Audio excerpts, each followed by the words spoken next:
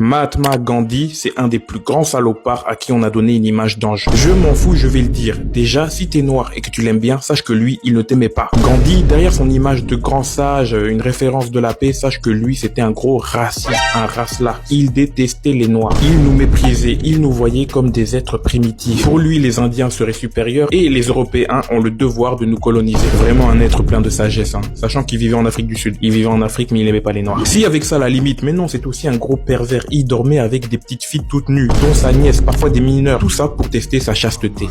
Est-ce qu'on fait ça? Quel psychopathe fait ça? Dites-moi s'il vous plaît. À noter en plus que Gandhi, à cette époque, il était marié. Oui, il avait une femme. D'ailleurs, sa femme, parlons-en. Sa femme tant aimée qu'il a laissé mourir. Oui, il a laissé mourir. Alors que sa femme était malade, les médecins ont proposé de la soigner. Mais lui, il a dit quoi? Non, la médecine, c'est impur. Non, hop. Elle n'a qu'à mourir. Elle n'a qu'à mourir. Coup du sort, après que sa femme soit décédée, c'est à son tour de tomber malade. Et devinez quoi? Il a dit à la médecine: qu'est-ce que l'impureté finalement en réalité? Soignez-moi, la malaria, tout ça, la carte vitale, je la mets où?